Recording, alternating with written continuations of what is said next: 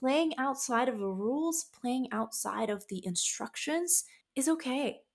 And it's also okay to make mistakes, and it's okay to be in the gray area. It's okay to be in the gray zone because, it's all part of this human experience.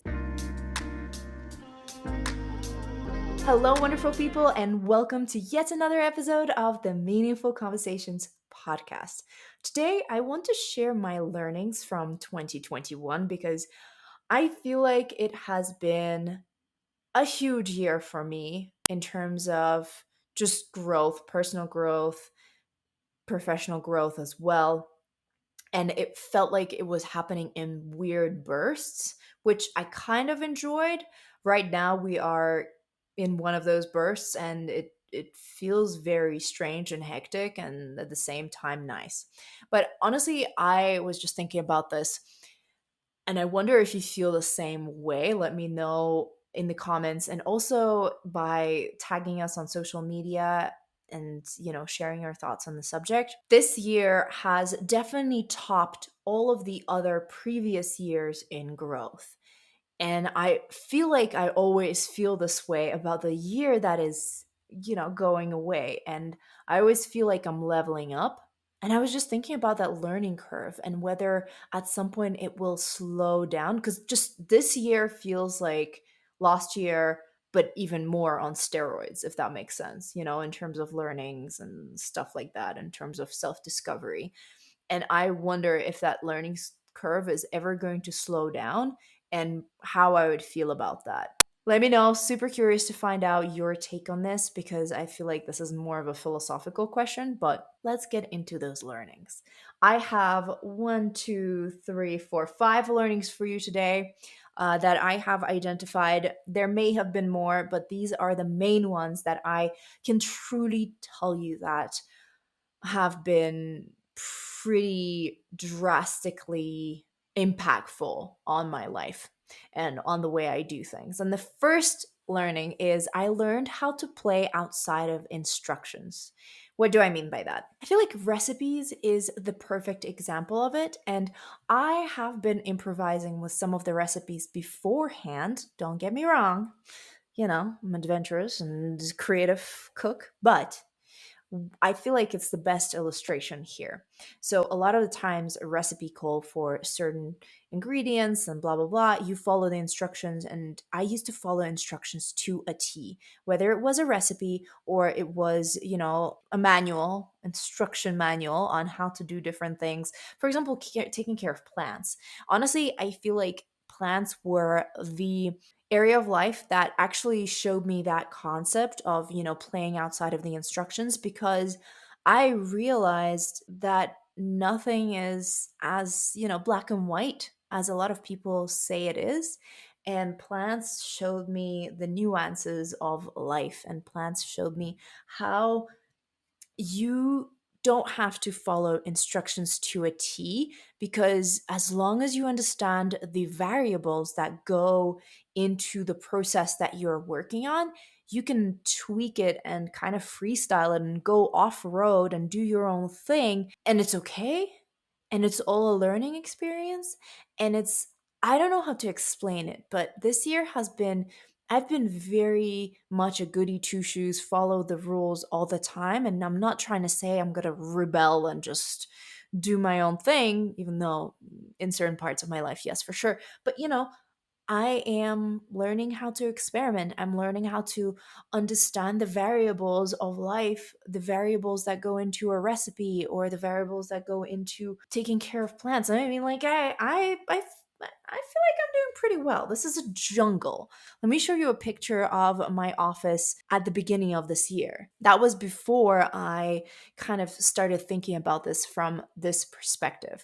Really understanding what variables plants need, really approaching things taking all the variables into the account. Actually, a story about my plants, one of the things that really got me thinking about this was this guy. If you're watching this on YouTube, you will see this beautiful, beautiful plant that I unfortunately, this leaf got burnt by a candle. I'm very embarrassed. But you live and you learn. But this beautiful guy, his name is Ralph because he is Rhaphodora tetrasperma. I think that's the pronunciation of the botanical name. But this guy arrived into my apartment and he seemed healthy, and then he wasn't growing and he started losing leaves, and I wasn't sure what was going on. And I was trying to follow all of the different advice that I saw on the internet. And then I decided, you know what? I'm going to freestyle it. I'm going to go rogue. I'm going to see what's going on because nothing is working. Decided to go rogue, and I started thinking about all of the different variables that could go into play. And one of the variables that I couldn't control for with my efforts was understanding what condition the roots were in. And I pulled them out. I know it's not like it's pretty destructive to pull a plant out and just like see the roots, especially a newly received plant that just survived the mail, but he was dying. So I took him out and I saw that the roots were actually the problem. They were half dry, half rotting, and so I cut them all off and I propagated him. He was in a jar with water for a very long time, and I propagated him to health. And once he developed strong, large roots, I planted him. And this is a replanted version. I already changed the pot. Okay, enough of the plant talk. But basically, playing outside of the rules, playing outside of the instructions is okay. And it's also okay to make mistakes, and it's okay to be in the gray area. It's okay to be in the gray zone because, it's all part of this human experience. And instruction manuals are guides. They help us get started, help us start practicing things, but they shouldn't be followed to a T. Sometimes you can just, as my husband says it, use your brain. Use your brain and think about all of the variables that go into something, that go into your plant care, that go into your nutrition, that go into your recipes, that go into your career or where you want to get to. There's no right or wrong answer. Everything is an experience. And even if I did kill him, right? Like if even if he did die eventually, I would have learned something from it. I'm very happy that he didn't die. But playing outside of instructions is something that I love doing at this point. And next year is going to be all about that as well, just in different facets and different ways. The next thing I want to talk about on learning number 2 is the importance of systems. Systems is something that we always default to. Systems are essentially our habits or something that help us maintain habits, right? They're automatic, whether it's on your calendar or someone else reminds you, or, like there's a trigger to make this thing happen. I'm sure there's some very lucky people who are disciplined by nature and have built great habits to begin with, but I'm not one of them. And I need to fight for every single good habit that I build. I need to build systems. I need to be proactive about it because my brain is all over the place. I'm here and I'm there and everything, and I need to have systems in order to get stuff done, in order to grow, in order to treat my body, in order to treat my mind, in order to grow my business. I need to have systems in place. And this year, I have been experimenting with building systems, building habits, building recurring meetings, and all that stuff that I honestly hated when I was working for someone else. But now I'm building these things and I'm like, well, you know what? There's a reason why it's there. There's a reason why we had a recurring meeting with my manager at Google that was one on one. There's a reason why. And like you can always change it, right? You can always say, okay, not this week, but it's there. The system, the foundation is there and it is working and it is going to help you automatically. So I'm going to be discovering this topic much more next year. Make sure you tune into our content to not to miss it. But for now, let's move on to learning number 3, which is being responsible for my own mood. This one is tough because who doesn't like playing the victim and like feeling sorry for ourselves? Show me one person who doesn't like it because it's kind of comforting because you're taking pity on yourself and you're like, oh, the world is against me and everybody else is to blame, not me. I will raise my hand to say I do this all the time. But this year, when I hit those moments where I'm really feeling like a victim and when I feel bad and the world is against me and whoever has upset me, I realize that it's affecting me. and it's affecting my mood. It's affecting my day. I'm wasting my time. I'm wasting my precious time on this planet by being sad. It is not affecting the person who is to blame for this, whether they are or not. I don't know, right? But it is my responsibility to get myself out of this. It's my responsibility to make sure I'm in a good mood. And if I'm not in a good mood, I'm not enjoying my day. If I'm not enjoying my day, like what a waste. I saw this TikTok or Reels with Rihanna. It was like, what a waste. If I get upset and I cry myself to sleep, the next day I wake up with puffy eyes, and that is a waste. What a waste of a day. What a waste of a day to feel bad. Don't get me wrong. There are times when you need to embrace your emotions, and there are times when you need to process your emotions. Emotions are real, etc. But if it's something, especially if you, I don't know, you're going through tough times, there's so many different situations that life throws us. And, I want to say emotions are real, they are valid. But there are times when somebody just put us in a bad mood, right? It's not nothing super crazy has happened. Nobody has died. Nobody got injured. It's just a stupid comment that a colleague made to us, or something else that doesn't necessarily have super huge consequences on our lives, but it puts us in a bad mood, and that affects our day, and that affects our well-being. It's very hard. But I have started trying to get myself out of that mood by talking to myself and being like, okay, great. You want to feel sorry for yourself. You want to feel like a victim right now. You want to blame the world for putting you in a bad mood. But what does that do for you? Why don't you just smile or do something that you enjoy? Go watch a movie, go laugh, go do something nice for yourself. At the end of the day, this is your time. This is not their time. And they're not feeling worse about themselves because you are upset. I know it's unfair. The world is unfair, but we are responsible for our own moods, and we are here to create our own moods. This is actually something that this is a wisdom that my mom has been trying to install in me since I was a little girl. Sometimes we would be at a party and she'd be like, Masha, why don't you go dance? And I would be like, no, I'm not in the mood. I'm not in the mood for dance. And she always said, you create your own mood. And I realized that a couple of years back when I didn't feel, we were traveling, we were doing the digital nomad lifestyle, and we were in Peru just before Christmas. And Peru is warm at that time of the year, Lima, Peru, to be specific.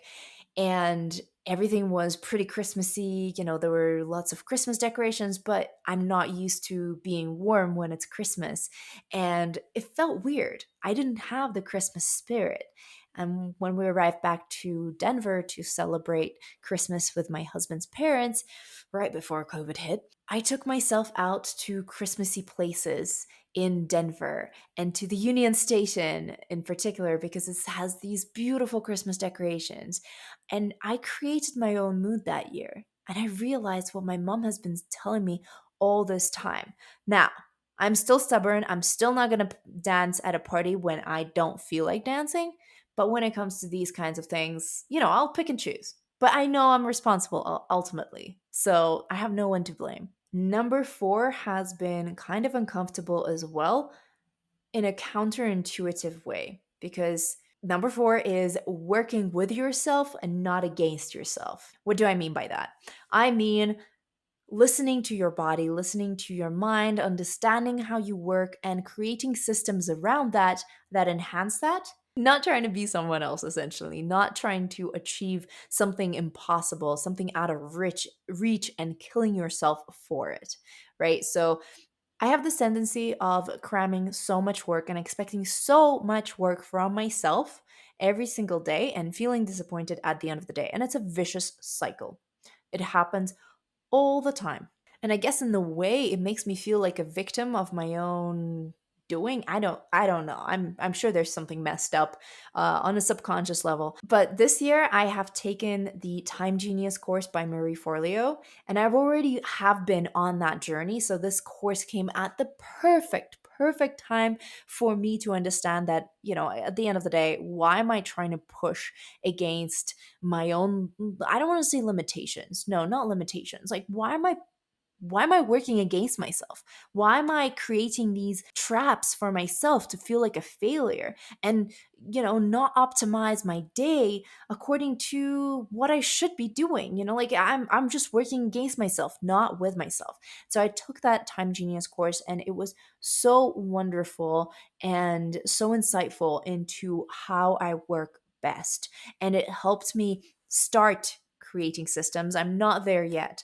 I will share some of my systems later down the line when I have them more established. But at the moment, I'm learning how to work with myself and not against myself. And what do I mean by that? I am identifying when the times when I'm the most creative or the times when I can do admin stuff. Like, what are the times of the day when I excel at this type of work or when I have the brain capacity to do this effectively and efficiently and quickly, right? I started prioritizing tasks that I am most likely to procrastinate on, and I started doing them first thing in the morning. I restructured how I scheduled meetings and I only schedule them on certain days and I don't schedule them in the morning because morning is the most creative, juicy time of my brain power, if that makes sense. It's getting dark. I'm going to turn on my ring light.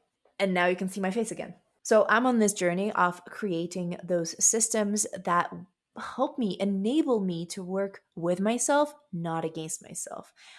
And it has been hard because the perfectionist in me is like, oh, but you know what? If you can't cram it all in, like, who are you? Like, you're telling me that you can't do it in 5 hours, like all of those things. And I'm really trying to push back against that. And it's a constant push and pull with that perfectionist inside of me. But I feel like I'm winning, not the perfectionist. And we are making progress on that. And the final and the fifth learning that I want to talk about is celebrating my failures and really talking through them with myself.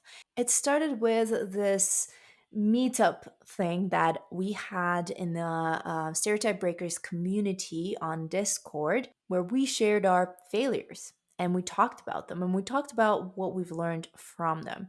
And it was very interesting, a very interesting dynamic, very interesting kind of event to host and also to be part of. And it made me realize the power of failures. I honestly have a strange relationship with failure because I don't necessarily remember my failures. The reason for it is because I normally see them as, a pivoting point. Like I learned not to do this, so I'm going to go and do this. I'm going to pivot, I'm going to move. Or I see them as a way to acquire new knowledge, new skills, etc. So I never really think about my failures as failures, and it takes a lot of effort to think about my life and break it down into what was a failure, what wasn't. So now I am, whenever I fail at something, I am consciously trying to recognize it. Not that I don't think that it's a good approach not to think about failures as failures. I think there's no right or wrong here, but I want to learn more from the failures that I have. I want to extract more from them, and I want to celebrate the fact that I'm trying. Because at the end of the day, if you fail, that means you are doing something. You're trying something new. And that in itself is such a wonderful thing. So I've started celebrating my failures and I understand how important it is. So, yeah, there you have it, a reflective episode on my learnings from 2021. Super curious to hear whether anything has resonated with you. What are your thoughts on those things? What have been your learnings in 2021? Let me know in the comments on YouTube, and also share this on social media and tag us in your thoughts and your learnings from 2021. Jesus, I feel like I'm stuck in 2020 forever. But let us know. We're listening, we're here, and we're very excited to enter a new chapter all together with you. Like this video on YouTube if you've enjoyed it, subscribe to this YouTube channel, and follow our podcast. Subscribe to our podcast on the podcasting platform of your choice, Meaningful Conversations. You can find us on most platforms. And of course, we can also be friends on other social media. You can find us as Stereotype Breakers. Have a wonderful time of the day you're currently experiencing, and have an incredible 2022. I'm excited for all of the conversations that we are yet to have. Okay, I'm gonna go chill now. Enjoy the rest of your day, night, all of that good stuff. Bye.